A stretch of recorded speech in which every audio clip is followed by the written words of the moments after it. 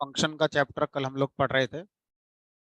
उसमें हमने basic function को डिफाइन करना, फंक्शन को कॉल करना, ये सीखा था। अब थोड़ा सा आगे बढ़ते हैं।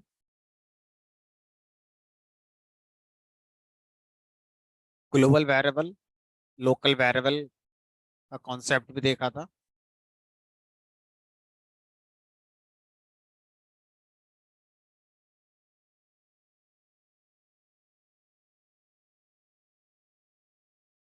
अब मान लीजिए हम कोई फंक्शन बनाना चाहते हैं जो सिंपल इंटरेस्ट को कैलकुलेट करेगा।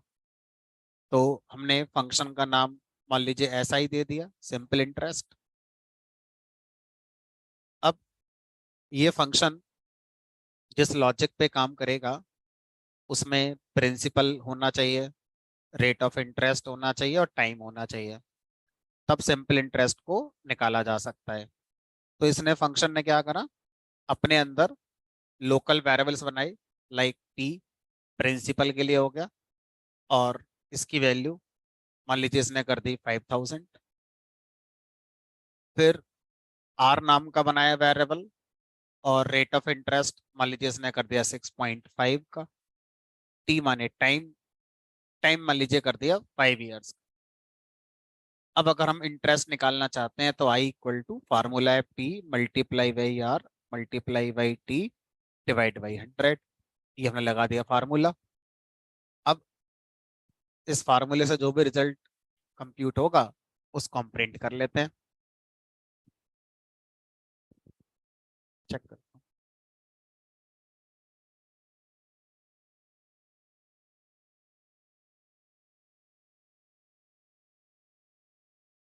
अब इस फंक्शन में हमें कोई कमी फिलहाल तो नजर नहीं आ रही है। अब क्या करते हैं, इस फंक्शन का एग्जीक्यूशन कराते हैं, तो इसे कॉल करना पड़ेगा। हमने इसे कॉल करा तो इसने आउटपुट हमें बता दिया। अगर हम इसको स्टोरी टेलिंग के अकॉर्डिंग समझें, तो अगर आप किसी से 5000 रुपये लेते हैं उधार, और 5 साल बाद आपसे अगर ये कहा जाए कि कितना ब्याज हो गया, तो 6.5% रेट ऑफ इंटरेस्ट के हिसाब से 5 साल का जो इंटरेस्ट हो गया 1625 रुपये हो गया। तो 5 साल बाद जब आप रुपये जमा करने जाएंगे तो 5000 प्लस 1625 इतना जमा करने जाएंगे। तो ये क्या होता है, सिंपल इंटरेस्ट होता है। एक होता है compound interest.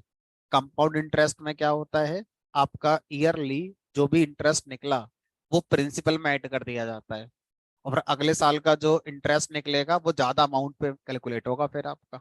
That is known as compound interest. ठीक है। तो जब आप बैंक में जाते हैं तो बैंक में आपका जो सेविंग अकाउंट होता है उसमें जो इंटरेस्ट आता है वो सिंपल इंटरेस्ट आता है ना।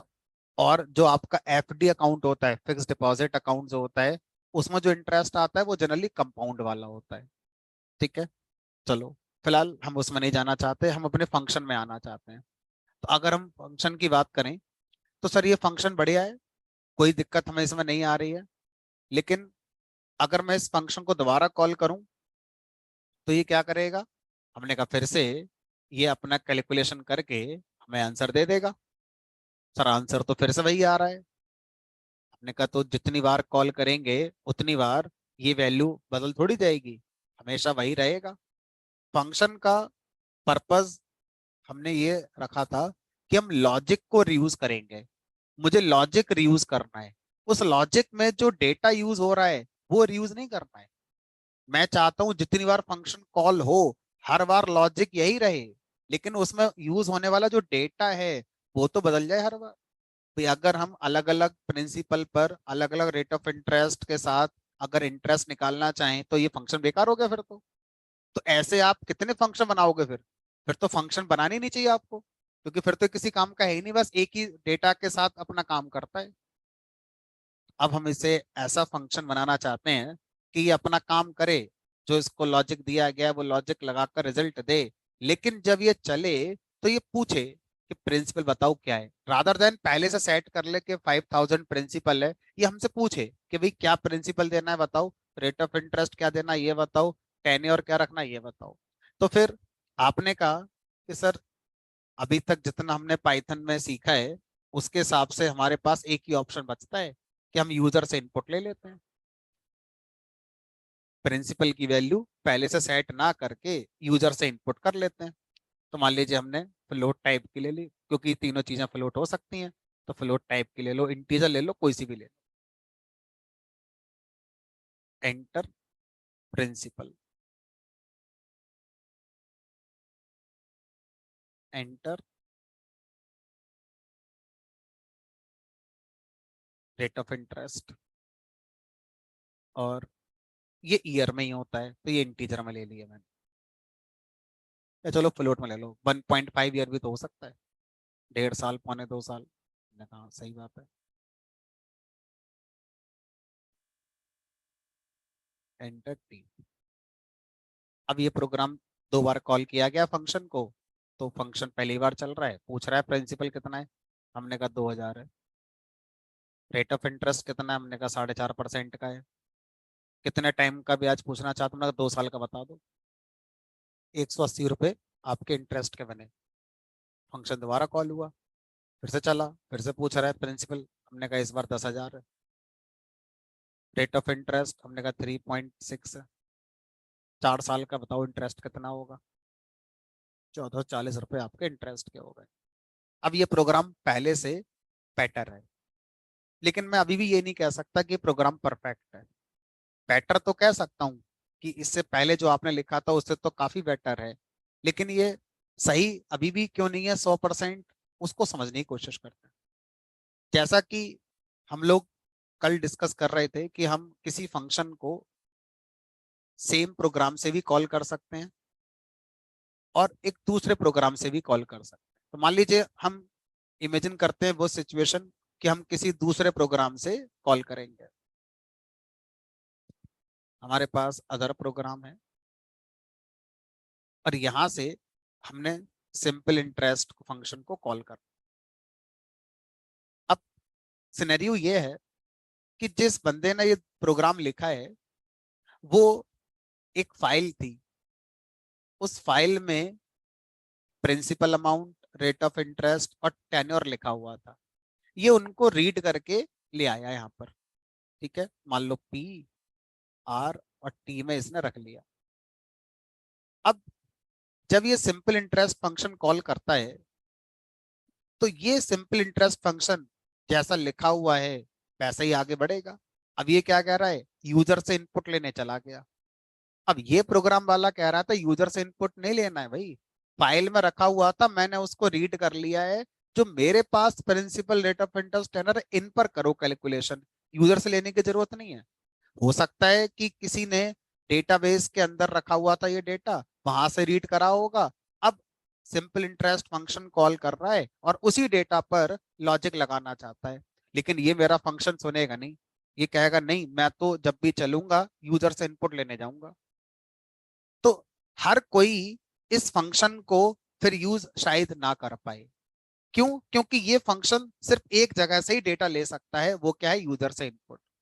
अगर किसी फाइल में डेटा रखा हुआ है, किसी एक्सेल शीट में डेटा रखा हुआ है, वहां से रीड करके मुझे सिंपल इंटरेस्ट कैलकुलेट कराना था, तो ये फंक्शन बेकार है। इसको नहीं पता एक्सेल शीट कैसे पढ़ी जाती है या किसी फाइल से कैसे डेटा पढ़ा जाता है या डेटाबेस से कैसे, बस ये तो यूजर से इनपुट लेना जानता है, उसके अलावा कहीं और से ये काम नहीं कर सकता। तो फिर अब क्या करा जाए? हमने कहा इस प्रॉब्लम का एक ही सॉल्यूशन है, आप ऐसा फंक्शन नहीं बना सकते जो यूजर से भी इनपुट ले आए, फाइल से भी ले आए, एक्सेल फाइल हो, सीएसवी फाइल हो, पीडीएफ फाइल हो, डेटा, ऐसा नहीं बना सकते, इम्पॉसिबल है बनाना। तो एक काम करो, फंक्शन को फ्री कर दो, कि फंक्शन की जिम्मेदारी नहीं होनी चाहिए डेटा लाने की। फंक्शन डेटा को एक दूसरे तरीके से रिसीव करेगा। अब सर दूसरा तरीका क्या है? हमने कहा वही सीखना है आज हम। दूसरा तरीका यह है कि फंक्शन जिस डेटा पर लॉजिक लगाएगा उस डेटा को पैरेंथेसिस में वेरिएबल बनाकर रिसीव करेगा। तो जो पैरेंथेसिस का कॉन्सेप्ट है अब यूज होगा किस पर्पस के लिए? इस फंक्शन को डेटा पहुंचाने के लिए। ठीक है, तो फंक्शन को डेटा कभी यूजर से इनपुट लेकर नहीं पहुंचाना चाहिए, फाइल से या किसी जगह से लेकर नहीं पहुंचाना चाहिए, फंक्शन को डेटा पहुंचाना चाहिए उसमें डिफाइन करे गए पैरेंथेसिस के वेरिएबल के थ्रू। ये एक स्टैंडर्ड तरीका है। तो मैंने यहाँ पे लिख दिया पी, फिर एक और चाहिए कॉमा लगा के आर, सर और चाहिए। तो वो वेरिएबल्स जो फंक्शन के पैरेंथेसिस में लिखे जाते हैं, इनका पर्पस होता है फंक्शन के इनपुट डेटा को रिप्रेजेंट करना, और इन्हीं को हम टेक्निकल टर्म में क्या बोलते हैं, पैरामीटर्स। क्या कहलाते हैं ये, पैरामीटर्स। अब सर ये बताओ इनमें वैल्यू कहां से आएगी। अब फंक्शन के पैरामीटर्स को वैल्यू उस समय दी जाती है जिस समय फंक्शन को कॉल किया जाता है। अब कॉल आप इस प्रोग्राम से करें, दूसरे प्रोग्राम से करें, कल करें, 10 साल बाद करें, जब भी आप इसे कॉल करेंगे, कॉल करने वाले की जिम्मेदारी है कि वो इस डेटा को पास करेगा। तो कैसे करेगा, कॉल करते समय जो पैरेंथेसिस का पेयर होता है, इसके बीच में ही आपको उतनी वैल्यू लिखनी होगी जितने आपने यहाँ पर पैरामीटर्स बनाए हैं, और उसी ऑर्डर के अकॉर्डिंग आपको लिखनी चाहिए। तो पहली वैल्यू आप जो लिखेंगे, लेटर सपोज लिख दी मैंने 2000, तो ये पहली वैल्यू चलेगी पी के पास, कॉमा आर की वैल्यू कर दी मैंने 4.5, कॉमा टी की वैल्यू कर दी मान लीजिए मैंने 3। तो अब क्या होगा, ये वैल्यू पहुंची पी के पास, ये वैल्यू पहुंची आर के पास, ये वैल्यू पहुंची हमारी पी के पास। वो वैल्यूज जो फंक्शन को कॉल करते समय हम पैरामीटर्स को देते हैं, इन वैल्यूज को ही हम बोलते हैं आर्गुमेंट्स। आर्गुमेंट्स, तो आर्गुमेंट्स क्या होते हैं, value of a parameter is known as argument. कब पास करे जाते हैं आर्गुमेंट, फंक्शन को कॉल करते समय। पैरामीटर्स क्या होते हैं, वेरिएबल्स जो हमारे फंक्शन कॉल करते समय जो डेटा पास किया जाता है उनको रिसीव करते हैं। ठीक है। अब जो पैरामीटर्स होते हैं, इनका स्कोप ही लोकल होता है। It is like local variable.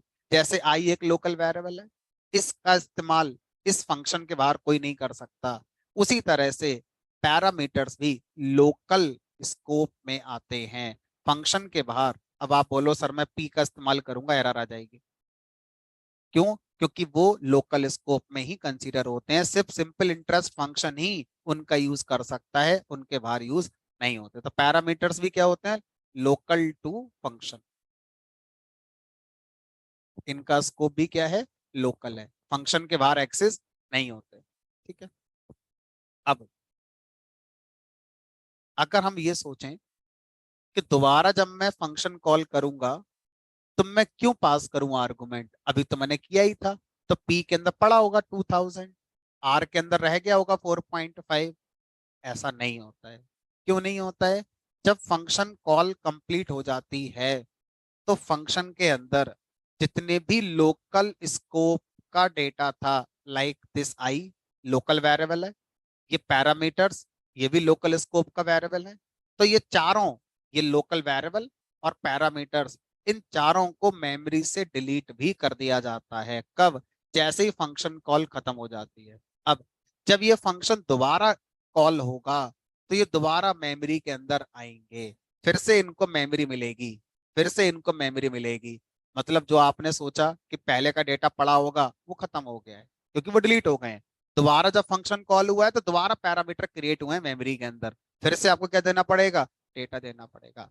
In short, किसी भी फंक्शन को जितनी बार कॉल करा जाएगा, अगर वो पैरामीटराइज्ड फंक्शन है, पैरामीटराइज्ड मतलब पैरामीटर के साथ बनाया गया है, तो हर बार सारे पैरामीटर्स को हम वैल्यू पास करेंगे ही करेंगे, नहीं तो एरर आएगी। अब दूसरी बार मैंने 5000 दे दिया प्रिंसिपल, रेट ऑफ इंटरेस्ट 6.5 दे दिया, टाइम 5 साल का हो गया। अब ये फंक्शन अगर आप दूसरे प्रोग्राम से कॉल करेंगे जो आप सोच रहे थे, तो एक फाइल है, फाइल में डेटा रखा हुआ है, यहाँ पर आपने रीड कर लिया ऐसे करके, ठीक है, मान लो पी आर टी के अंदर स्टोर कर लिया डेटा। अब आप यहाँ से सिंपल इंटरेस्ट फंक्शन कॉल करेंगे, यहाँ पी पास कर दो, आर पास कर दो, टी पास कर दो। तो इस तरह से अब ये फंक्शन, ये वाले जो वेरिएबल्स हैं इनमें जो डेटा पड़ा है उनको रिसीव करेंगे। अब इनका नाम सेम है, कोइंसिडेंस हो गया, आप इनका नाम ए बी सी रख लेना, तो ए बी सी पास कर दो। इस तरह से फंक्शन के जो आर्गुमेंट्स हैं वो वेरिएबल भी हो सकते हैं। लेट अस सपोज मैंने कर दिया यहाँ पर ए इक्वल टू 10,000,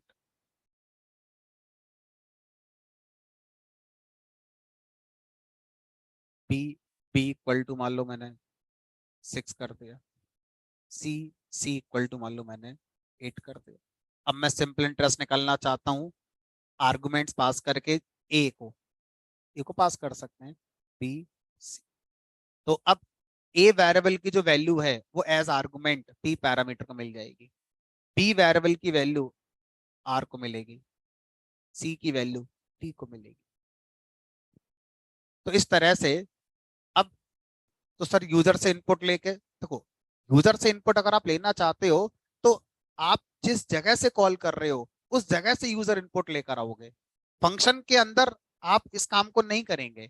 फंक्शन जहां से कॉल किया जा रहा है उसकी जिम्मेदारी है, जहां से लाना चाहता है वो वहां से लेकर आए, फाइल से लाए, एक्सेल से लाए, डेटाबेस से लाए, यूजर से लाए, कहीं से लाए वो। तो कॉल करने वाला रेस्पॉन्सिबल होता है कहीं से इनपुट लाने के लिए, ना कि फंक्शन खुद रेस्पॉन्सिबल होता है। यहाँ लिख दिया मान लीजिए मैंने एंटर प्रिंसिपल, वही चीज जो आप कर रहे थे अब ऐसे करेंगे।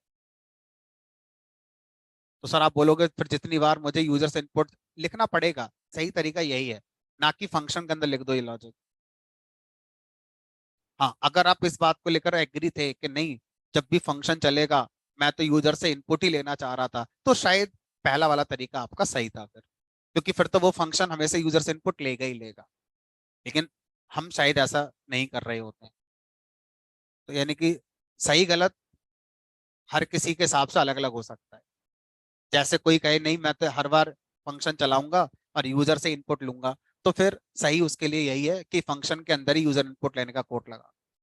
कोई बोलेगा नहीं मुझे खुद नहीं पता कि फंक्शन जब चलेगा तो कहाँ से इनपुट लाएगा, तो सही अब वो नहीं है। अब सही ये है कि जो कॉल करे वो अपना जहां से लाना चाहता है इनपुट वहां से लेकर आए फिर। ठीक है, यहाँ लग दिया मैंने एंटर। अब आप एबीसी पास कर दो, ये लो।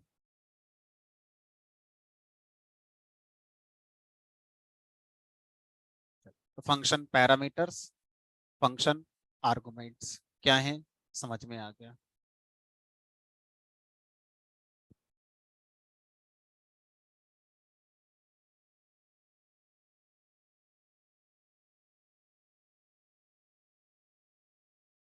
पैरामीटर्स,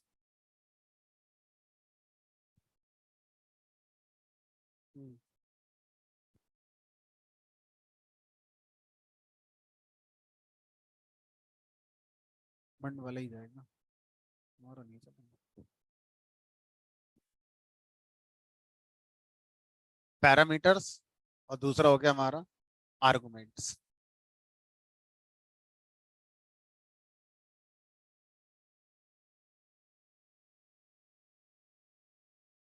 तो पैरामीटर्स क्या है, parameters are variables that we define in definition। जो डेफिनेशन के पैरेंथेसिस होते हैं वहां पर हम डिफाइन करते हैं, इनको बोलते हैं पैरामीटर्स। ठीक है, आर्गुमेंट्स क्या होते हैं, वैल्यूज ऑफ पैरामीटर्स क्या कहलाते हैं हमारे, आर्गुमेंट्स कहलाते हैं। हाई लेवल पर मतलब आउटर लेवल पर दोनों इंटरचेंजेबल टर्म्स हैं। कोई बोले मेरा फंक्शन 4 आर्गुमेंट का है, मैं समझ गया क्या कहना चाह रहे हो। कोई बोले नहीं मेरा फंक्शन 4 पैरामीटर का है, समझ में आ रहा आप क्या कहना चाह रहे हो। तो एट हायर लेवल अगर हम देखें तो बोथ आर इंटरचेंजेबल टर्म्स। लेकिन अभी हम पढ़ रहे हैं पहली बार, तो एग्जैक्ट क्या है वो पता जरूर होना चाहिए, भले ही हम आगे कम्युनिकेशन में इन दोनों को एक बात मानकर चल सकते।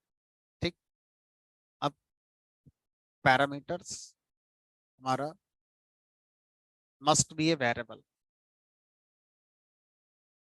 Must be a variable.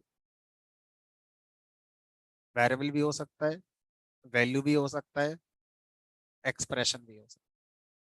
इस बात को करके दिखा, देखो वैल्यू है, वेरिएबल है, मैं चाहूं तो ऐसे कर दूं कि सी में या प्रिंसिपल जो भी आया उसको मैं आधा करके पास कर रहा हूँ, तो एक एक्सप्रेशन बन गया ये वाला पार्ट। मैंने 50,000 प्रिंसिपल दिया, लेकिन कंसीडर होगा 25,000 बस, उसके हिसाब से बनकर आएगा। तो argument can be a value, a variable और expression, but parameter must be a variable. It cannot be a value. Like if you write this, you will get error कि भाई ये नहीं हो सकता, वेरिएबल चाहिए मुझे। तो ऐसा नहीं कर सकते पी की गुणा कर दो 2 से, कि जो प्रिंसिपल है उसमें गुणा कर देते तो नहीं, नहीं चलेगा, एरर आ जाएगी। पैरामीटर सिर्फ वेरिएबल हो सकता है ना, उसमें आप कोई एक्सप्रेशन या कोई वैल्यू नहीं लिख सकते। उसके बाद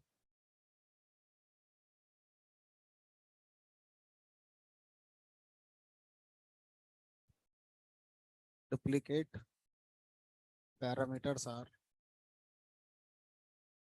नॉट अलाउड। अलाउड क्या कहना चाहते हो? हमने कहा ये कहना चाहते हैं कि अगर मान लो इसका नाम भी मैं पी रख लूं तो मना कर देगा कि भाई ये नहीं हो सकता, अलग अलग रखो। लेकिन अगर मैं यहाँ पर भी सी की जगह बी लिख दूं तो मना थोड़ी करेगा ये। भाई मैं तो बी की वैल्यू एज टाइम पास कर रहा हूँ, बी की वैल्यू एज मैंने रेट ऑफ इंटरेस्ट पास कर दिया, कोई दिक्कत नहीं है सर, कर दो। मना कौन करेगा? कोई नहीं करेगा।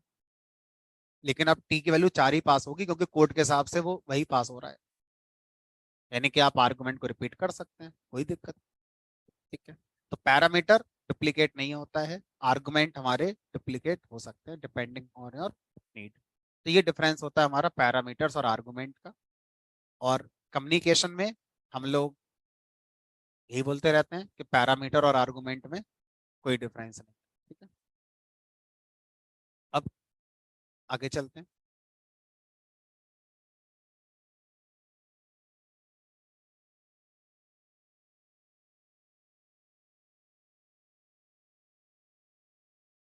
मान लीजिए मैं एक फंक्शन बनाता हूँ, और इस फंक्शन का नाम मान लीजिए मैंने ऐड कर दिया। मैंने इसमें 2 पैरामीटर बनाए, मान लीजिए ए और बी नाम के। अब मेरा काम है प्रिंट करना इन दोनों का एडिशन। अब देखो यहाँ पर क्या होता है, एक चैलेंज आता है। कॉल करने वाला ये कह रहा है कि मुझे ये तो पता चल गया कि भाई आपका फंक्शन पैरामीटराइज्ड है और 2 पैरामीटर के साथ बनाया गया है, तो मुझे कॉल करते समय 2 आर्गुमेंट पास करने होंगे, और नहीं करें तो तैयार रहो एरर के लिए कि भाई मिसिंग 2 आर्गुमेंट, ए और बी के लिए वैल्यू तो पास करो। और अगर मैंने कोई एक कर दिया तो बोलेगा दूसरे के लिए पास करो, मिसिंग 1। और अगर मैंने ज्यादा कर दिया तो मना कर देगा, ज्यादा क्यों कर रहे हो,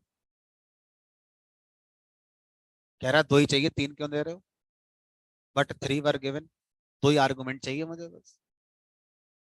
add takes 2 arguments but 3 were given. तो ये तो समझ में आ गया कि भी गिनती का ध्यान रखना पड़ेगा, जितने पैरामीटर्स उतने आर्गुमेंट देने हमें पड़ेंगे। हमने जब आर्गुमेंट दे रहे थे तो हमारे दिमाग में ये बात आई कि ये भी दे दें तो सही हो जाएगा, या एक ऐसे दे दें तो सही हो जाएगा। इस बात को कौन बताएगा हमें कि जो आप आर्गुमेंट दोगे कितने दोगे? ये तो समझ में आ गया, जितने पैरामीटर उतने ही दोगे। लेकिन वो आर्गुमेंट किस टाइप के देने पड़ेंगे, ये बात क्या मैटर करेगी? हमने कहा बिल्कुल करेगी, क्योंकि भाई आप आगे जो लॉजिक लिख रहे हैं उसमें मल्टीप्लाई हो रहा है, डिवाइड हो रहा है, प्लस हो रहा है, तो हर तरह के वैल्यूज पर ऑपरेशन थोड़ी हो जाएगा आपका। अब ये बताओ, इसमें अगर मैं ऐसे लिख दूं, हमने कहा तो अच्छी बात है लिख दो, ऐसे लिख दें तो हमने कहा ये भी अच्छी बात है लिख दो, और अगर मैं ऐसे लिख दूं तो। अब देखो ये तो लॉजिक आप क्या लिख रहे हैं, अगर वो आपके आर्गुमेंट्स जिस टाइप के दिए गए हैं उन पर अप्लाई हो जाता है तो गुड लक, नसीब अच्छा आपका। और अगर नहीं होता है तो बैड लक, आपका नसीब अच्छा नहीं है। तो ऊपर तक तो चल गया, और जैसे ही 10 और ए के लिए डेटा आया, एरर आ गई। तो अब यहाँ पर आपसे ये कहा गया कि कौन रेस्पॉन्सिबल है इस गलती के लिए, किसको ब्लेम करोगे? जिसने फंक्शन बनाया उसे ब्लेम करोगे, या जिसने फंक्शन कॉल किया उसे ब्लेम करोगे कि किसकी गलती है? अच्छा बताओ, बनाने वाला कोई भी फंक्शन जब बनाएगा, मान लो सिंपल इंटरेस्ट का बनाए, तो उसने जो लॉजिक लिखा है उस लॉजिक के अलावा वो क्या लिखे? वो कह रहा है मेरे पास कोई ऑप्शन है ही नहीं, अगर गुणा तो गुणा ही होगी, principal into rate of interest है और भाग तो 100 सा करना ही है मुझे। कॉल करने वाला कह रहा है तो मुझे कैसे पता चलेगा कि मैं क्या डेटा दूं? तो वास्तव में यहाँ पर ना फंक्शन डिफाइन करने वाले की गलती है, ना कॉल करने वाले की गलती है। गलती यहाँ पर लैंग्वेज की मानी जाती है, कि आपकी जो प्रोग्रामिंग लैंग्वेज है उसमें प्रॉब्लम है। हाँ? तो अब पाइथन प्रोग्रामिंग लैंग्वेज के अनेकों फायदे हमने पढ़े, देखे, समझे, सुने। नुकसान की भी लिस्ट बहुत लंबी है कि पाइथन के ड्रॉबैक्स भी होते हैं। उन लिस्ट में एक यही है, Python is not a type safe programming language. तो पाइथन के साथ एक लेबल लगा है, Python is not a type safe programming language. That means Python में कई बार ऐसा हो जाता है कि हमारे ऑपरेशन फेल हो जाते हैं। क्यों हो जाते हैं? बिकॉज टाइप को लेकर पाइथन में कोई भी यहाँ पर ऑप्शन अवेलेबल नहीं है। अब अगर हम अभी सी लैंग्वेज पढ़ रहे होते तो मैं यहाँ पर ऐसे लिख देता। अब यहाँ पर रोकने वाला है कि भाई ए को इंटीजर चाहिए, बी को इंटीजर चाहिए। अब कॉल करने वाला फ्लोट देगा, स्ट्रिंग देगा, तो गलती कॉल करने वाले की क्लियर हो गई कि जब हमने बता दिया इंटीजर चाहिए तो फ्लोट क्यों दे रहे हो या स्ट्रिंग क्यों दे रहे हो। अब पाइथन का प्रोग्रामर कह रहा है मेरे पास तो ये ऑप्शन ही नहीं बताने का, क्योंकि पाइथन ने क्या कह रखा है, डायनेमिकली टाइप्ड। पाइथन के किसी भी वेरिएबल में कुछ भी असाइन कर दो सब एक्सेप्ट हो जाता है।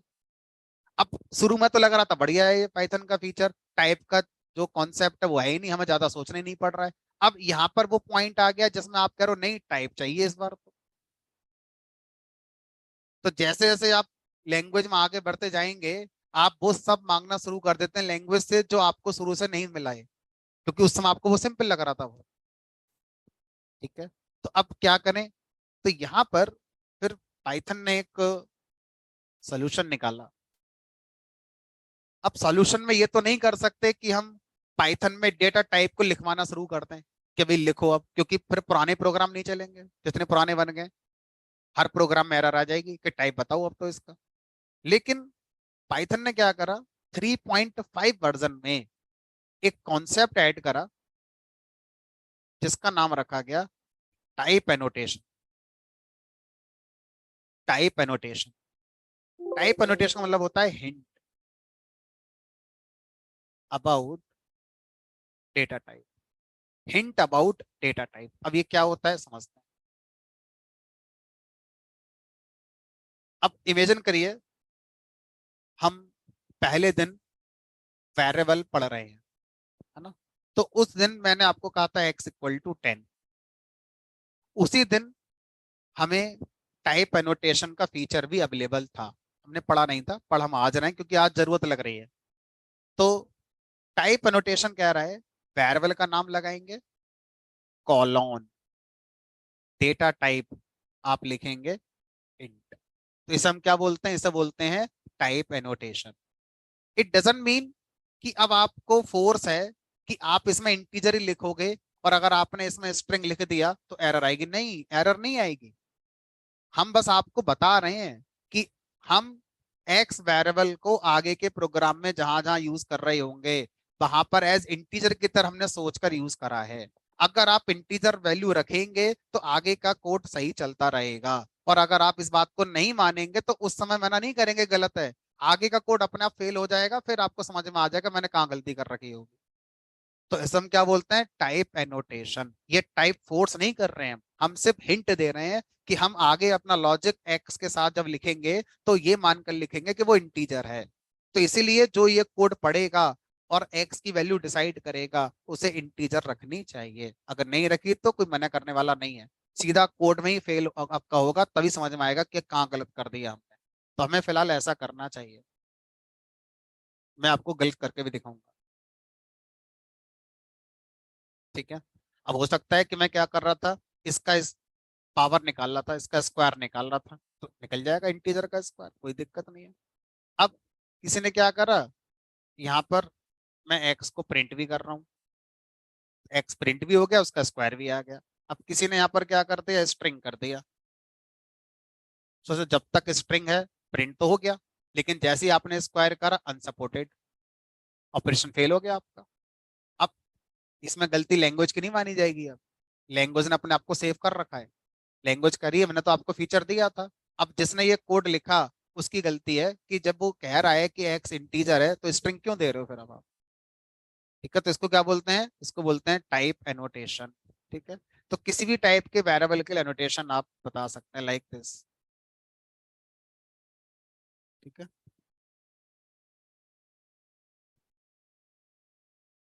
आप ऐसे कर दोगे सही है। एनोटेशन आपने बता दिया है, तो अब जरूरी नहीं है कि हमेशा उसकी जैसी वैल्यू रखनी है, लेकिन करना चाहिए, ये रिकमेंडेड है ना। लेकिन नहीं करोगे तो मना नहीं करेंगे, आपका नसीब, कोड चल जाए तो अच्छी बात है, नहीं चलेगा तो क्लियर है कि भी हम तो बता रहे थे ये लिखना है, क्यों लिखा फिर आपने दूसरा। हाँ, तो फंक्शन कॉल करने वालों को कैसे पता चलेगा, देखो।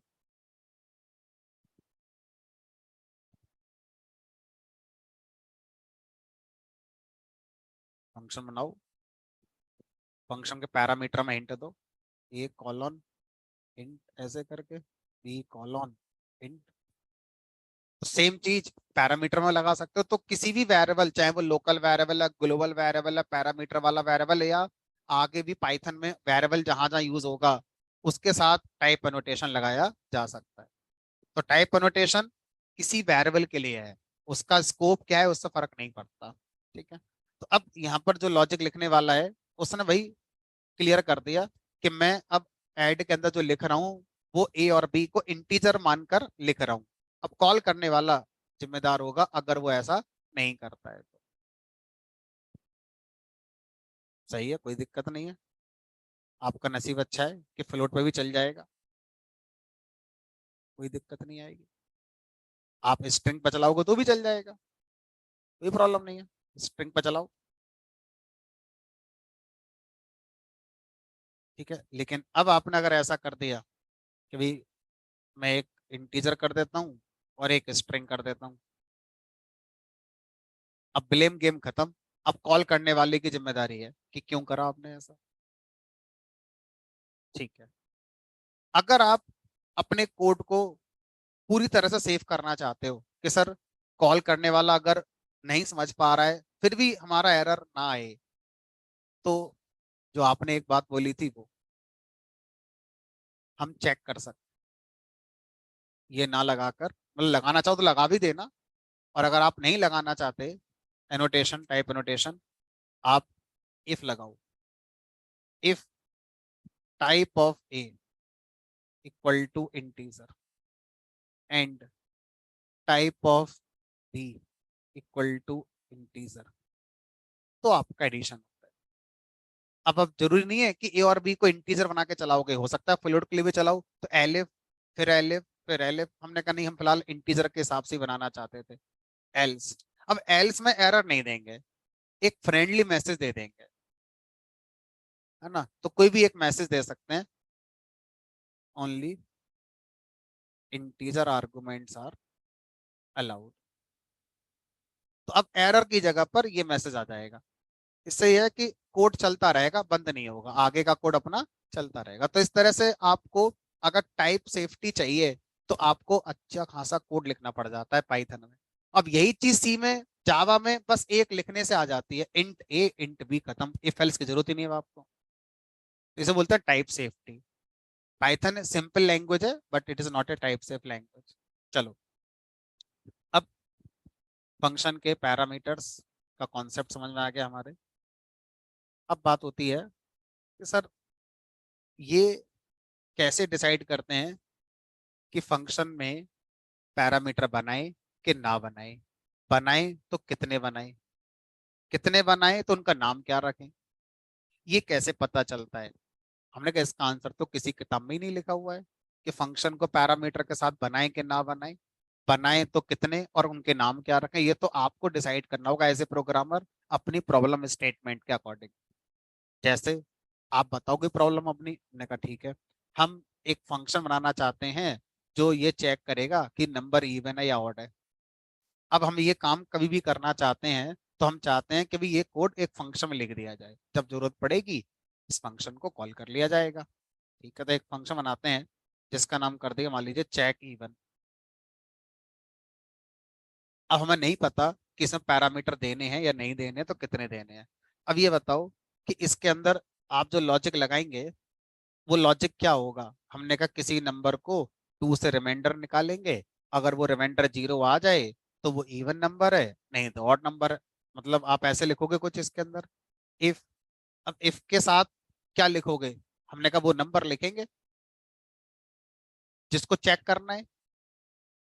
कंपेयर कर दिया 2 से, अगर वो 0 के बराबर आ जाए तो लिख देंगे इवन नंबर है,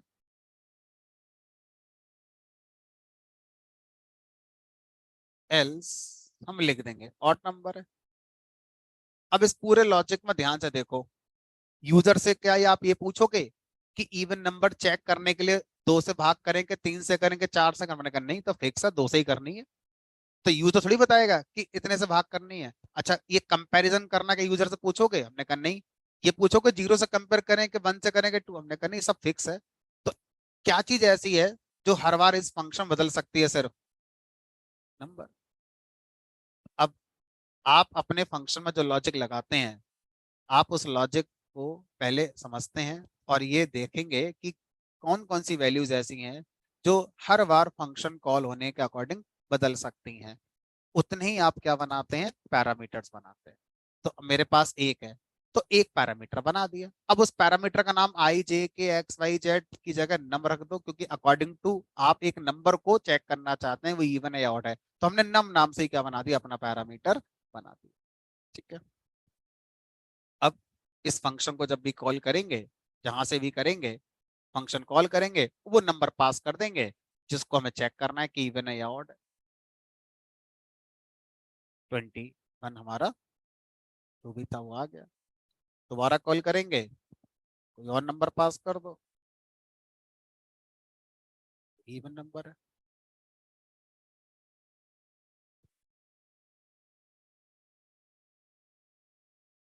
ठीक है। चलो, तो इस तरह से हम क्या कर सकते हैं, फंक्शन में कितने पैरामीटर देते हैं वो हम यहाँ पर डिसाइड कर सकते हैं। अब आगे चलते हैं।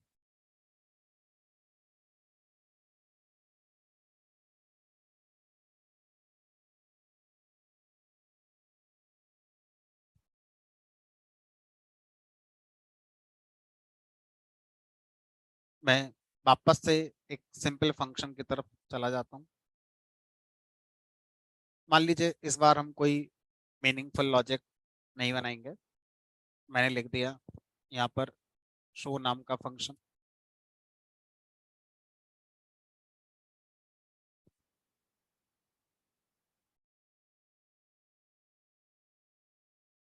तो मैं लिख दिया शो, और यहाँ पर ए और बी ने सिंपली लगा दिया। उसके बाद क्या करा आपने, बस ए और बी की वैल्यू प्रिंट कर दी। अब जब हम फंक्शन को कॉल करते हैं तो हमें सिखाया गया जितने पैरामीटर उतने आर्गुमेंट, तो हमने इस बात का ध्यान रखा। अब हम ये सीखना चाहते थे कहीं ऐसा हो गया तो कि 10 चला गया 20 में, ये बी में, और 20 चला गया ए में, तो हमने कहा ऐसा नहीं होगा। क्यों नहीं होगा। बाय डिफॉल्ट पोजीशन का ध्यान रखा जाता है। पहली पोजीशन का आर्गुमेंट पहली पोजीशन के पैरामीटर को ही मिलेगा, दूसरी पोजीशन का आर्गुमेंट दूसरी पोजीशन के पैरामीटर को ही मिलेगा। ऐसा नहीं हो सकता कि पहली पोजीशन का आर्गुमेंट मिल गया दूसरे पोजीशन के पैरामीटर के लिए। तो बाय डिफॉल्ट ये जिम्मेदारी पाइथन की है कि जिस पोजीशन का आर्गुमेंट है उसी पोजीशन के पैरामीटर को ही मिलेगा। ठीक है। अब पाइथन ने ये भी कहा कि देखो कई बार ऐसा होता है कि पैरामीटर ना 10 12 हो जाते हैं, तो आप ध्यान नहीं रख पाते कि पहला कौन था, दूसरा कौन था, तीसरा कौन था, चौथा कौन था। तो आप क्या कर सकते हैं, आप किसी भी आर्गुमेंट को जब पास करें तो उस समय बता सकते हैं कि वो किस पैरामीटर के लिए आर्गुमेंट बनेगा। ए पैरामीटर का आर्गुमेंट बनेगा 10, बी पैरामीटर का आर्गुमेंट बनेगा 20। अब इसका फायदा यह है कि अगर मेरे पास 10 पैरामीटर हैं तो मुझे उनकी पोजीशन ध्यान नहीं रखनी कि पहला कौन सा था, दूसरा कौन सा, तीसरा कौन सा, 10वां कौन सा था। कोई सा कहीं भी हो, अगर मैं लिख दिया ए की वैल्यू 10 होगी तो चाहे पहली पोजीशन का पैरामीटर हो ए, चाहे दूसरी का हो, चाहे तीसरी का हो, हमेशा ए पैरामीटर को 10 आर्गुमेंट ही हमारा मिलेगा। ये फैसिलिटी सिर्फ पाइथन लैंग्वेज के पास है, ना सी में, ना जावा में, ना डॉट नेट में, ना कहीं है। तो अब सर इनको पाइथन ने नाम दे दिया। क्या नाम दिया? जब आप किसी भी आर्गुमेंट को बाई पोजीशन पास करते हैं तो ऐसे आर्गुमेंट्स को हम बोलते हैं पोजीशनल आर्गुमेंट्स। और जब हम आर्गुमेंट्स को पैरामीटर का नाम स्पेसिफाई करके पास करते हैं तो इस अप्रोच को बोलते हैं कीवर्ड आर्गुमेंट्स। तो एक है अप्रोच हमारी पोजीशनल आर्गुमेंट्स, एक है अप्रोच हमारी कीवर्ड आर्गुमेंट्स। अब पाइथन का एक हेडिंग बना लो, type of arguments. Type of arguments में पहला तो यही हो गया हमारा पोजीशनल,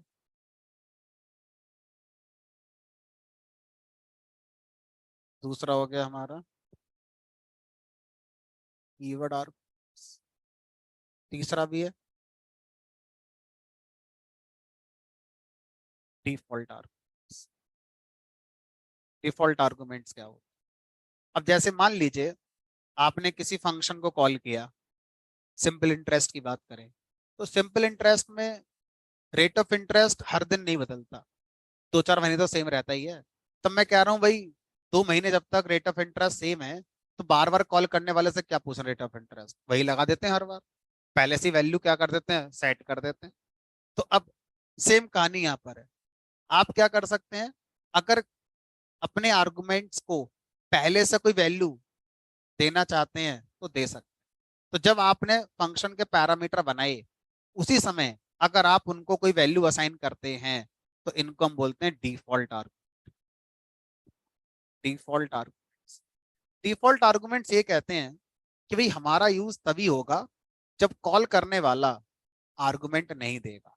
अगर कॉल करने वाले ने आर्गुमेंट दे दिए तो हमारा यूज नहीं होगा, फिर कॉल करने वाले ने जो दिए हैं उन्हीं का यूज होगा। इसीलिए अभी भी लाइन नंबर 9 पर शो फंक्शन जब कॉल होगा तो ए की वैल्यू 10 और बी की वैल्यू 20 होगी, 1 और 2 नहीं होगी। लाइन नंबर 10 पर भी ए के लिए 10 और बी के लिए 20 ही आएगा। लेकिन अगर आपने यहाँ पर शो फंक्शन को कॉल करते समय पहला पोजीशन का आर्गुमेंट दे दिया तो पहले पोजीशन के पैरामीटर को असाइन हो जाएगा, ए की वैल्यू 10 हो गई। लेकिन आपने बी के लिए दिया ही नहीं है तो इस बार एरर नहीं आएगी कि एक मिसिंग हो गया। इस बार अब बी के लिए जो डिफॉल्ट आर्गुमेंट आप सेट करके आए थे पहले से ही वो कंसीडर हो जाएगा। तो सर इस तरह से अगर मैं शो फंक्शन को कॉल करूं यहाँ पर कुछ ही पास ना करूं तो इस बार एरर नहीं आएगी, 1 और 2 कंसीडर हो जाएगा। तो इस तरह से पाइथन में अगर हम आर्गुमेंट्स पासिंग समझना चाहते हैं तो 3 टेक्निक्स हैं आर्गुमेंट पासिंग की, पोजीशनल आर्गुमेंट्स, कीवर्ड आर्गुमेंट्स और डिफॉल्ट आर्गुमेंट। पोजीशनल आर्गुमेंट अगर मैं इसका नाम ना लूं तो बाय डिफॉल्ट हर लैंग्वेज में यही होता है, चाहे वो जावा हो, चाहे सी हो, चाहे डॉट नेट हो, चाहे पाइथन ही क्यों नहीं। तो बाय डिफॉल्ट की कहीं पर भी आर्गुमेंट पासिंग जो होती है वो पोजिशनली होती है। पाइथन ने बस उसको एक नाम दे दिया, बाकी जगह पर नाम नहीं है, यहाँ पर एक नाम है पोजिशनल आर्गुमेंट। कीवर्ड आर्गुमेंट्स का मतलब है पैरामीटर का नाम स्पेसिफाई करते समय ही आप आर्गुमेंट बताएंगे, ठीक है, that is keyword argument. Default argument जिस समय पैरामीटर बनाए जा रहे हैं डेफिनेशन में उसी समय आप उनके लिए डिफॉल्ट वैल्यू सेट कर सकते हैं सो डैट कॉल करने वाला अगर उनको नहीं देगा तो डिफॉल्ट आर्गुमेंट कंसीडर हमारे हो जाएंगे, that is known as default argument. अब ये तो हो गया बड़ा सिंपल सा कि कोई पूछ ले हमसे कि पाइथन में कितने तरह के आर्गुमेंट होते हैं। तो जब हम टाइप ऑफ आर्गुमेंट की बात करते हैं तो हम ये नहीं कहना चाहते कि इंटीजर टाइप का आर्गुमेंट है, कि फ्लोट टाइप का आर्गुमेंट है, कि स्ट्रिंग टाइप का आर्गुमेंट है। तो यहाँ टाइप का मतलब डेटा टाइप नहीं है, यहाँ टाइप का मतलब टेक्निक कह सकते हो।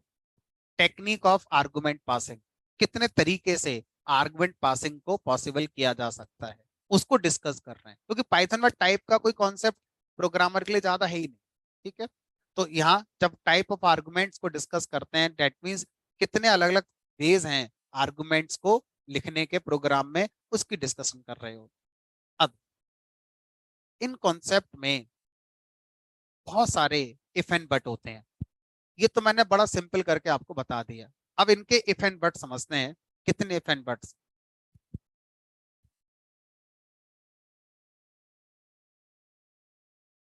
तो पहले मैं क्या करता हूँ, नॉन डिफॉल्ट आर्गुमेंट्स की तरह मैं यूज करता हूँ। ठीक है,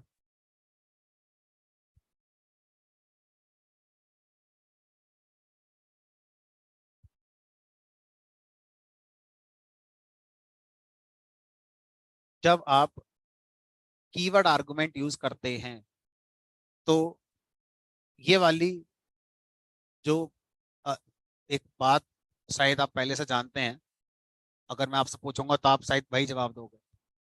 बताओ, ए पैरामीटर की क्या वैल्यू पास होगी, 10 या 30? Exactly exactly। अभी तक जितना हमें पढ़ाया गया उसके हिसाब से हम यही बोलेंगे कि भाई कोई भी चीज अगर बार बार लिख दी जाए तो उसकी अपडेटेड यूज होती है। चाहे वो वेरिएबल वाला केस था, चाहे वो फंक्शन वाला केस था।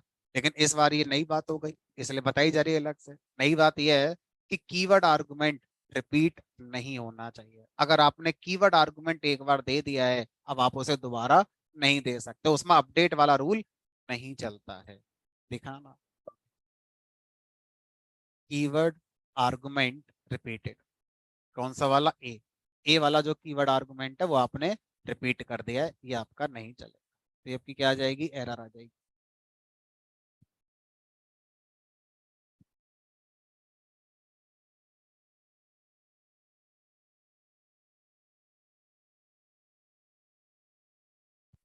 Keyword argument repeated.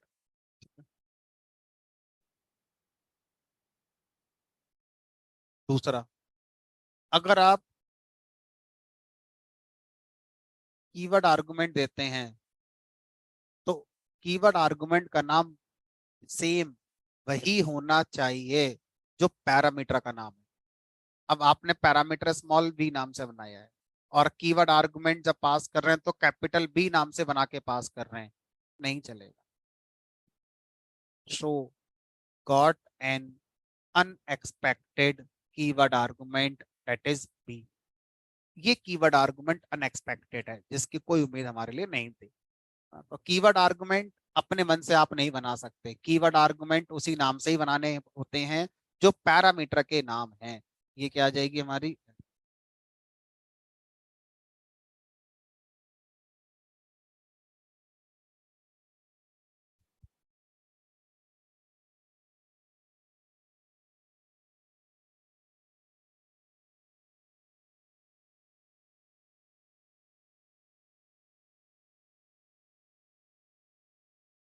एरर आ रही है, ये तो एक पहला पॉइंट हो गया, हमारी समझ में आना चाहिए।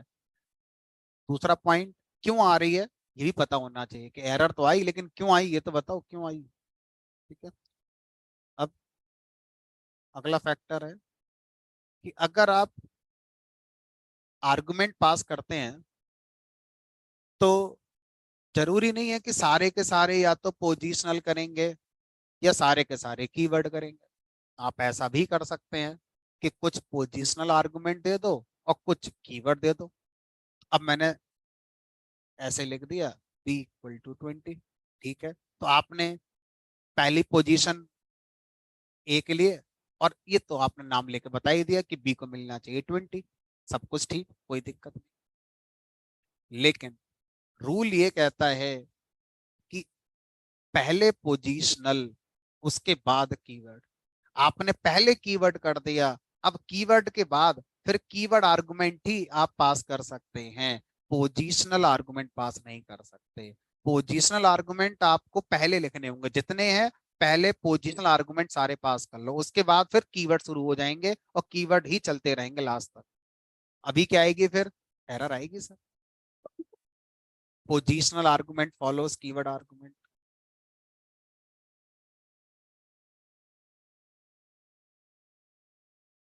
हम अपनी आसान भाषा में लिख देते हैं। First we need to pass positional then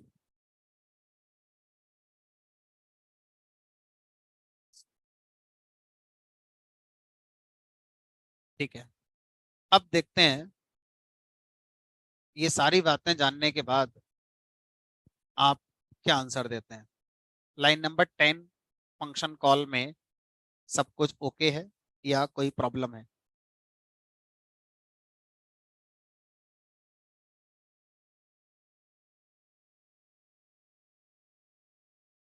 rule तो सारे फॉलो कर ही रहे हैं हम। पहले पोजीशन होना चाहिए, उसके बाद कीवर्ड आना चाहिए, कीवर्ड आर्गुमेंट उसी नाम से बनाना है जो पैरामीटर का नाम है, रिपीट नहीं होना चाहिए। रिपीट वाला पॉइंट देखो जरा, रिपीट वाला पॉइंट। सर, जाने अनजाने में रिपीट तो कर ही रहे हो ना आप। देखो, पहली पोजीशन का जो आर्गुमेंट है वो किसको मिलेगा? ए के लिए। और फिर से आपने क्या बता दिया? ए की वैल्यू 20। तो शायद वो वाला पॉइंट, शायद हमें लग रहा है हमारा ब्रेक हो रहा है कि भाई ए को आपने रिपीट कर दिया। तो इस बार लेकिन हमने कीवर्ड आर्गुमेंट बार बार लिखा नहीं है, मतलब दूसरे तरीके से ये बात हो गई है कि ए को दो वैल्यू मिल गई है, एक बार पोजीशन से और एक बार कीवर्ड आर्गुमेंट से। तो एरर तो आएगी, लेकिन एरर कैसे आएगी वो एक बार देख लेते हैं। Show got multiple values for argument है। कीवर्ड आर्गुमेंट रिपीटेड तब आती है जब सेम कीवर्ड आर्गुमेंट को खुद आप दो बार लिख देते हो। लेकिन एक बार अगर आप पोजीशन से पास कर दो, एक बार पास कर दो उसी को कीवर्ड से, तो एरर मैसेज बदल गया। एरर तो आई लेकिन एरर मैसेज बदल गया। Show got multiple values for argument. इसलिए ये हमारा अभी भी एरर है, सही नहीं है।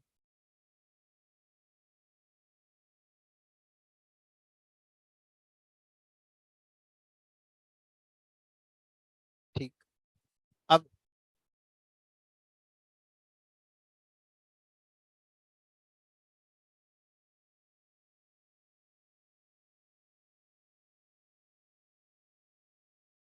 डिफॉल्ट आर्गुमेंट के साथ कुछ इफ एंड बट। मैंने कभी ए को बनाता हूँ डिफॉल्ट आर्गुमेंट 1, बी को नहीं बनाते। अगर कॉल करने वाला ए को पास करेगा तो अच्छी बात है, नहीं करेगा तो हमने बंद कर दिया सेट।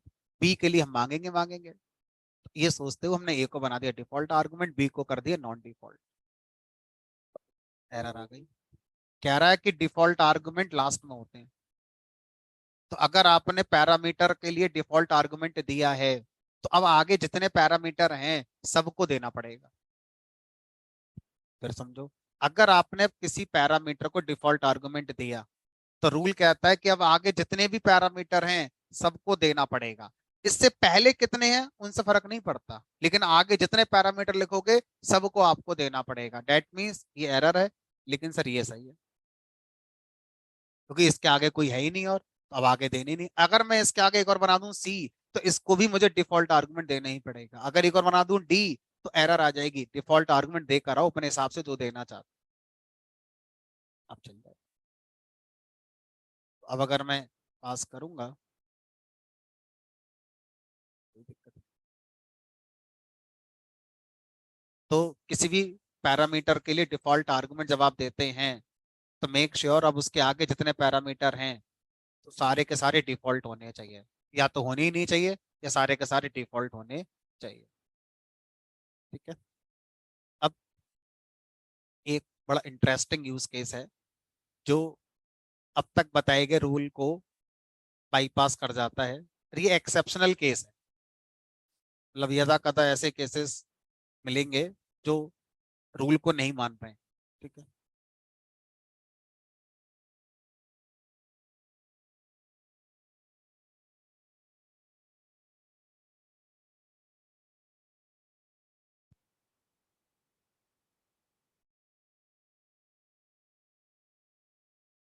देखो, इसमें क्या करा आपने?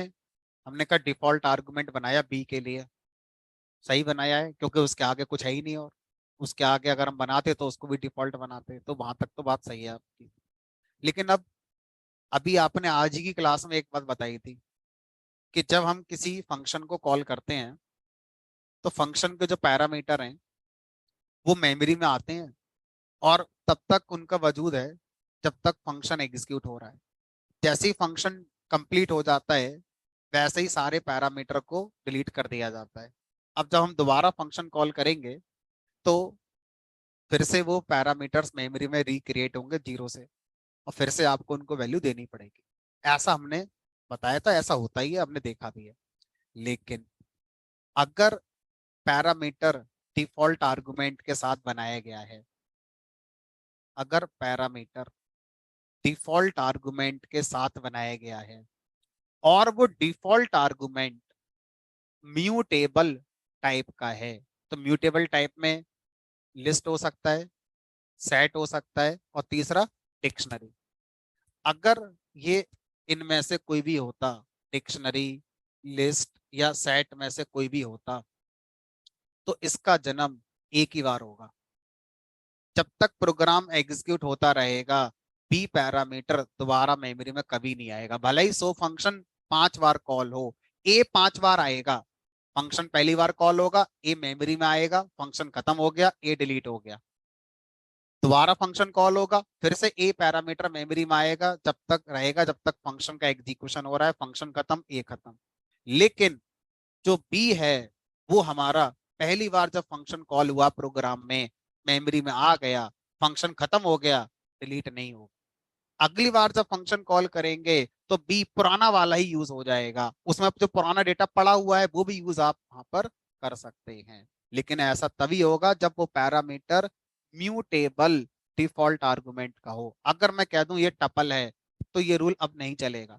अगर बी एक हमारा इम्यूटेबल वाला है, लाइक टपल है या फ्रोजन सेट है या इंटीजर है या फ्लोट है, ये सब इम्यूटेबल होते हैं, तो इनके लिए ये वैसे ही बिहेव करेगा जैसे ये है। ये भी जितनी बार फंक्शन कॉल होगा मेमोरी में आएगा, फंक्शन खत्म, डिलीट हो गया, दोबारा कॉल करेंगे दोबारा आएगा, फिर खत्म हो जाएगा। लेकिन अगर ये कोई म्यूटेबल है तो फिर रूल आपका बदल जाता है। अब इस बात को क्रॉस चेक आप कैसे करेंगे, क्योंकि मेमोरी में जाके आप देख तो आओगे नहीं कि मेमोरी में कौन आ रहा है कौन जा रहा है, ये तो सिर्फ समझने वाली बातें होती हैं। तो प्रैक्टिकली कोशिश करते हैं समझने की। हमने क्या करा, पहली बार शो फंक्शन कॉल करा, तो इसमें ए को पास कर दिया 10, हमने बी को कुछ पास ही नहीं करा, तो बी डिफॉल्ट आर्गुमेंट लिस्ट के साथ आ गया होगा अपने आप। फंक्शन के अंदर हमने बी लिस्ट में अपेंड कर दिया ए के लिए, यानी कि जो बी लिस्ट खाली थी वो अब 10 के साथ आ गई होगी। हमने प्रिंट करा दिया बी, प्रिंट हो गया लिस्ट बी जिसमें 10 देखना चाहिए, फंक्शन खत्म, ए खत्म, लेकिन बी जिंदा होगा मेमोरी के अंदर। दोबारा फंक्शन कॉल हुआ, ए फिर से क्रिएट हुआ, इस बार ए की वैल्यू क्या आ गई, 20 आ गई, बी नहीं बना।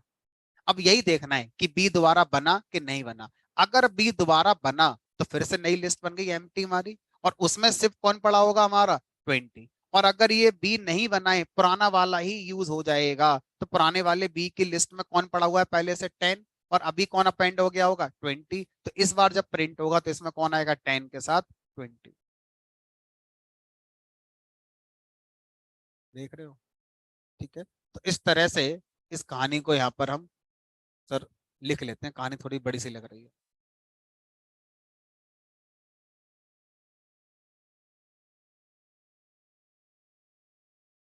मेमोरी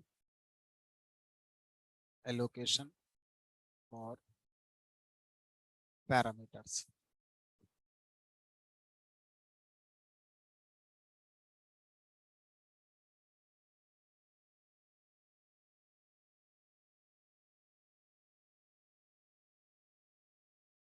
पहले में जो एक स्टैंडर्ड अप्रोच होती है वो लिख रहा हूँ इन जनरल। तो मैं शुरुआत करता हूँ स्टेटमेंट की। In general, normally, for each function call parameters get the memory and after completing function definition,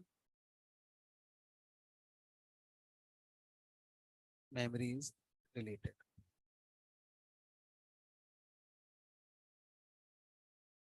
अब बट शुरू करते हैं। But if parameter is having mutable default argument, specific कर देते हैं list set dictionary, then memory is allocated only for first function call,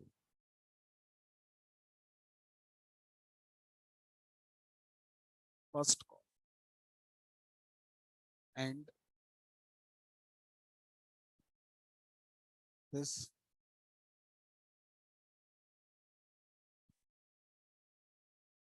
memory remains exist for subsequent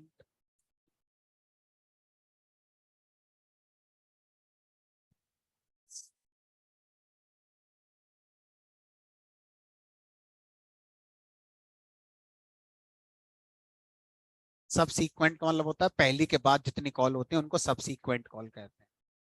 ठीक है, तो मैंने लिखा है in general for each function call parameters get the memory and after completing definition memory is related.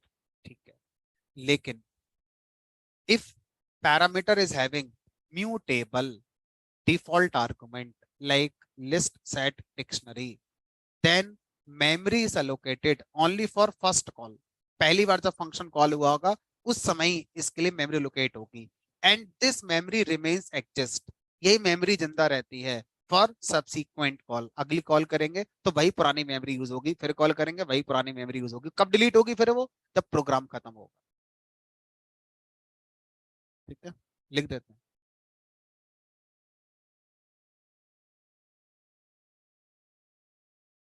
And this memory is deleted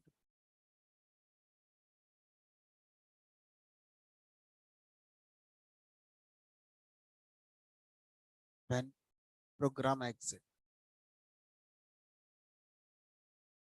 जब programme exit करता है, exit माने बाहर जाना, बंद हो जाना, निकल जाना, है ना, आउट हो जाना, टर्मिनेट हो जाना।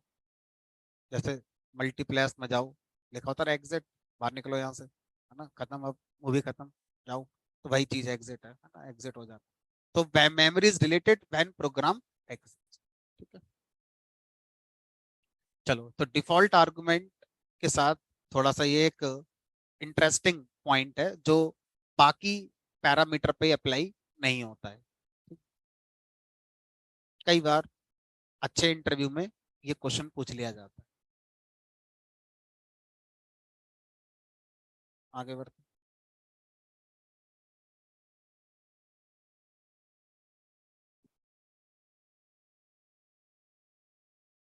अब मान लीजिए आपने फंक्शन बनाया है शो नाम का, सब कुछ ठीक है सर, कोई दिक्कत नहीं है।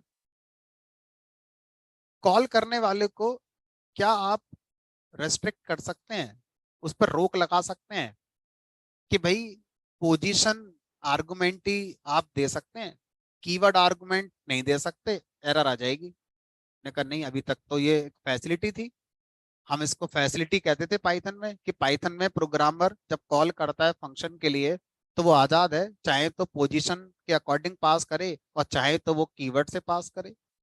लेकिन अब आप कह रहे हैं नहीं, लिमिट लगा दो, रेस्ट्रिक्शन लगा दो कॉल करने वाले के ऊपर कि नहीं भाई, पोजीशन से ही दे सकते हो, कीवर्ड आर्गुमेंट से नहीं दे सकते आप। ठीक है, तो हम ऐसा 3.6 वर्जन से कर सकते हैं। पाइथन 3.6 के पहले ये फीचर अवेलेबल नहीं था, बट 3.6 हम इस फीचर को यूज कर सकते हैं। कैसे करेंगे सर यूज? आप क्या करें, फंक्शन पैरामीटर्स की जो लिस्ट है, लास्ट में जाएं, जो लास्ट पैरामीटर है उसके पास जाएं, उसके बाद कॉमा लगाएं और कॉमा के बाद लगा दें फॉरवर्ड स्लैश। एक होता है बैक स्लैश, पीछे की तरफ स्लैश, बैक स्लैश। एक होता है फॉरवर्ड स्लैश, आगे की तरफ स्लैश। तो जब हमने backslash t backslash n पढ़ा था तो ये वाला नहीं था, वो ये वाला पढ़ा था। और जब हम डिवाइड करते थे, 4 को भाग करना है 2 से, तो यही था फॉरवर्ड स्लैश। और आज भी हम यही पढ़ रहे हैं, फॉरवर्ड स्लैश। ठीक है। तो जब हम फंक्शन के पैरामीटर की लिस्ट के बाद में फॉरवर्ड स्लैश लगा देते हैं, तो इसका मतलब होता है कि ये वाले जो पैरामीटर्स हैं ये कैसे हैं, पोजिशनल। अब देखो, अगर आपको याद नहीं रहे कि सर कौन सा स्लैश लगाना है, तो आप लगा के देख लो, गलत लगा के देख लो, सही लगा के देख लो, पता चल जाएगा। ठीक है। सर यहाँ तक तो चल गया। अगर मैं ये गलत लगा देता तो पहली एरर आ जाती। ठीक है, क्योंकि ये अकेला नहीं आता, इसके साथ कोई एक जरूर लिखना पड़ेगा, कुछ ना कुछ साथ में। या तो स्लैश टी लगाओ, स्लैश एन लगाओ, या कुछ भी लिखो, अकेला नहीं आएगा ये। ठीक है। बहरहाल, तो अब ये क्या कहता है, ये कहता है कि मैं तीसरा पैरामीटर नहीं हूं, पैरामीटर दो ही हैं। मैं बस इन दोनों के लिए कंडीशन एक्सपोज कर रहा हूं कि ये दोनों अब पोजीशन आर्गुमेंट ही रिसीव करेंगे। ये दोनों कीवर्ड आर्गुमेंट रिसीव नहीं करेंगे। अगर कोई कीवर्ड आर्गुमेंट देगा तो ये मना कर देंगे, हम रिसीव नहीं करेंगे। देखो, अब जो एरर आई है वो ये है कि 10-20 तक तो सही है पोजीशन आर्गुमेंट, लेकिन अब एरर करिए show got some positional only argument passed as keyword argument. यानी कि इंटरप्रेटर कह रहा है कि हमने देखा कि शो में बस पोजीशन वाले हैं जो सिर्फ पोजीशन से ही आर्गुमेंट रिसीव कर सकते हैं, लेकिन पास करने वाले ने कैसे पास कर दिया, उन्हें एज कीवर्ड आर्गुमेंट पास कर दिया है। तो क्या बन गई हमारे यहाँ पर, तो सर को कोई नाम देना, हमने कहा दे दो। ऐसे पैरामीटर जो सिर्फ पोजीशनल आर्गुमेंट ही रिसीव करेंगे, उनको हमने बोल दिया पोजीशनल ओनली पैरामीटर्स। तो क्या हो गए, पोजीशनल ओनली पैरामीटर्स। ऐसे पैरामीटर्स जो सिर्फ पोजीशन से ही आर्गुमेंट रिसीव करते हैं क्या कहलाते हैं, पोजीशनल ओनली पैरामीटर्स कहलाते हैं। ठीक है। अब इसी कहानी में इसका उल्टा करना चाहें तो, अब हम ये चाहते हैं कि कुछ ऐसा कर दो कि कॉल करने वाला सिर्फ कीवर्ड आर्गुमेंट ही दे तो चले, लेकिन अगर वो पोजीशनल आर्गुमेंट दे तो एरर आ जाए।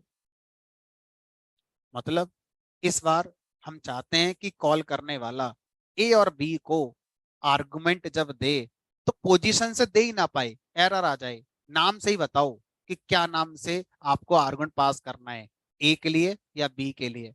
तो क्या करते हैं, पैरामीटर्स के पहले, इस बार बाद में नहीं, पहले कॉमा लगाएंगे और क्या लिखेंगे, एस्ट्रिक। तो अगर हम पैरामीटर की लिस्ट में एस्ट्रिक बना दें और एस्ट्रिक के बाद जितने भी पैरामीटर लिखें तो वो सब कैसे हो जाते हैं, कीवर्ड ओनली। अब इनका मतलब ये है कि भाई ये दोनों जब भी आर्गुमेंट रिसीव करेंगे, कीवर्ड आर्गुमेंट ही रिसीव करेंगे। मतलब ये सही है, अब पोजीशन से नहीं कर सकते। कीवर्ड तक सही है, कह रहा है show zero positional argument receive करता है, क्योंकि दोनों के दोनों कैसे हैं, कीवर्ड बन गए, तो पोजीशन कितने रह गए, जीरो। क्या आ गई हमारे यहाँ पर, एरर। और अभी इसको मैं हटा दूं तो सर सब सही है, फिर फिर ये हो गए ये तो। ठीक है सर, ये तो पता ही था हमारे लिए। तो अब सर ये बताओ, ये आ जाएगी हमारी एरर।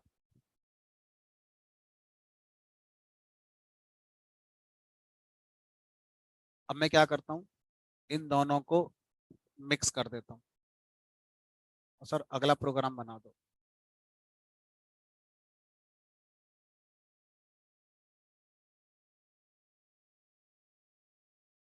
पहले ये बताना कि किन किन को आप पहचान पा रहे हो, A comma B comma slash comma C comma D comma asterisk comma E comma F. अब मैंने जस्ट क्या करा, इन सब की वैल्यू जो जो आई उनको प्रिंट कर दिया। अब मुझे बताओ पहचान कर, इन 6 पैरामीटर्स में किन किन को आपने पहचान लिया।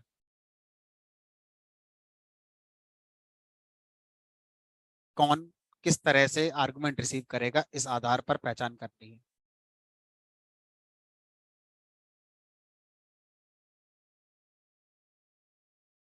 स्लैश के पहले जितने भी होते हैं वो पोजिशनल ओनली होते हैं। तो यहाँ पर लिख दिया मैंने ए कॉमा बी, ये कैसे हैं, positional only.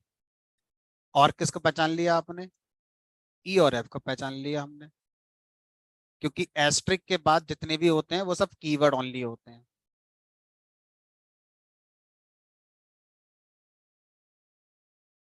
Keyword only. Sir सी और डी तो फ्री है, ना तो वो पोजीशन कह रहे हैं ना वो कीवर्ड कह रहे हैं जो माना है वो दे दो हमारे लिए। तो इनको भी एक नाम दे दिया गया, इनका भी एक हेडिंग रख दिया गया, और उस हेडिंग को हम क्या बोलते हैं, पोजिशनल और कीवर्ड। तो अब सी और डी कैसे हैं, पोजिशनल और कीवर्ड। इसका मतलब ये हो गया कि जब हमने ये नहीं पढ़ा था तो आज तक जितने फंक्शन पढ़ाए हमने और उनमें जितने पैरामीटर बने वो कैसे नेचर के थे, पोजिशनल और कीवर्ड पैरामीटर से। अब वो कॉल करने वाले से कैसे भी रिसीव कर सकते हैं। ठीक है, अब हमने क्या करा, शो फंक्शन कॉल करा, अब पहचानना कि मैं कहाँ गलत हूँ कहाँ सही हूँ।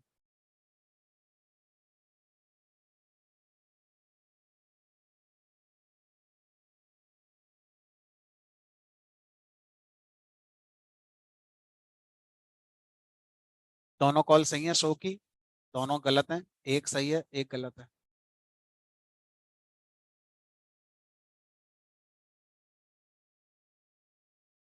भाई सी और डी जब आप कह रहे हैं कोई सा दे दो, तो फिर तो दोनों ही सही लग रही है मुझे तो।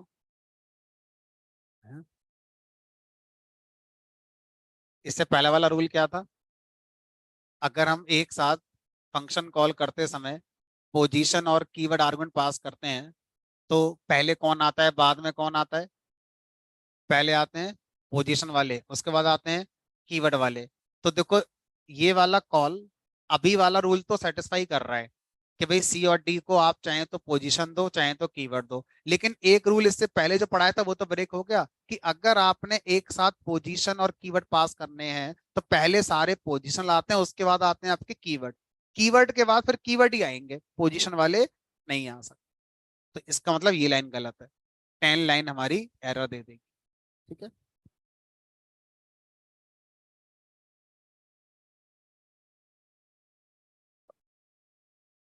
और अगर मैं इसको कमेंट करके चलाऊंगा तो ये हमारा चल जाना चाहिए।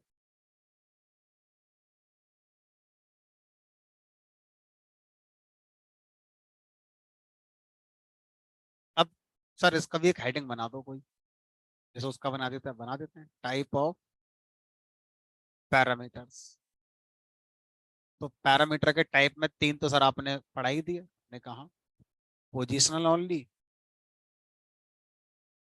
कीवर्ड ओनली, पोजिशनल और कीवर्ड। दो और बचे हैं, कल पढ़ाएंगे ना, लिख देते हैं आज क्योंकि आज ज्यादा हो गया। आर्बिट्रेरी पोजिशनल, देखो पॉइंट तो छोटे छोटे हैं लेकिन सब नए नए हैं, तो याद रख पाना मुश्किल है थोड़ा, प्रैक्टिस ज्यादा करने से याद रख पाएंगे।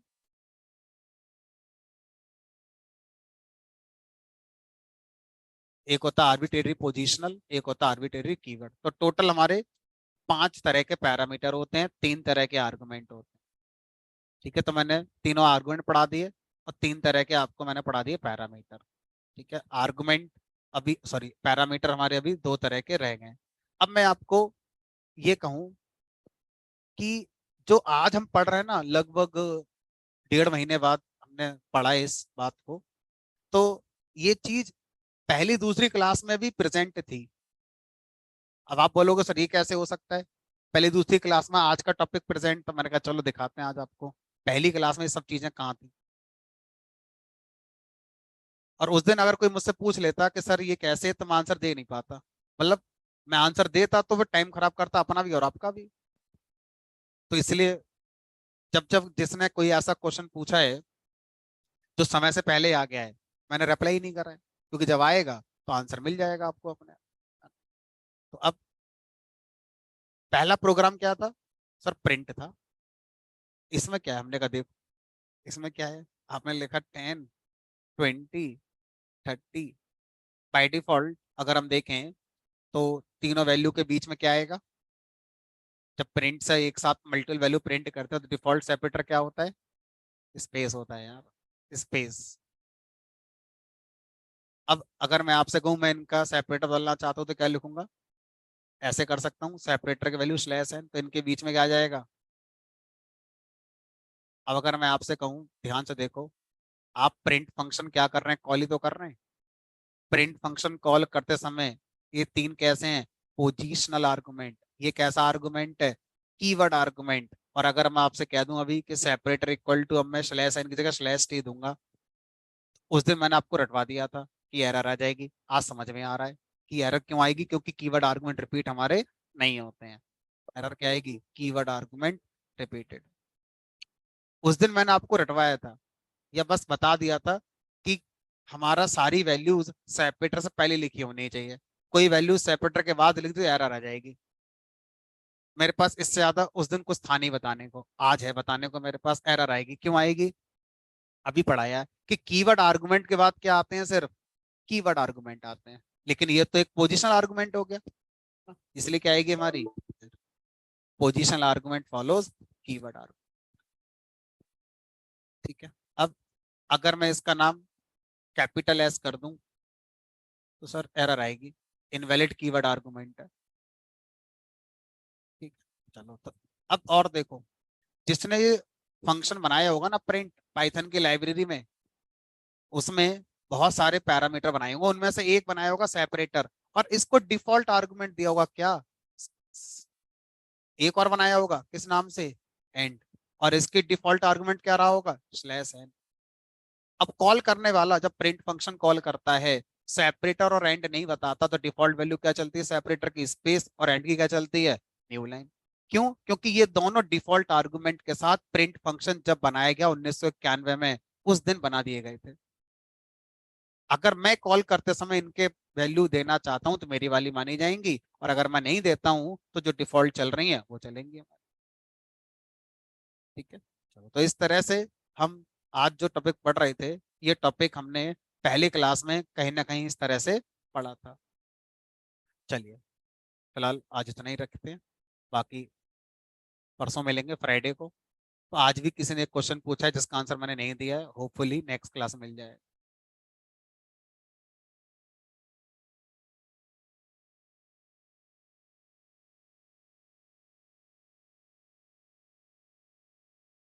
लिस्ट असाइनमेंट का सॉल्यूशन, 2 से 3 क्वेश्चन ऐसे हैं जो ढंग के हैं, बाकी 7-8 क्वेश्चन तो ओरल हैं। मैं सॉल्यूशन आज शेयर कर दूंगा, एक बार आप उन सॉल्यूशंस को गो थ्रू करिए। उसमें कोई दिक्कत अगर आई तो मैं क्लास में फिर डिस्कस कर लूँ। ठीक है, मैं शेयर कर दूंगा लिस्ट का सॉल्यूशन।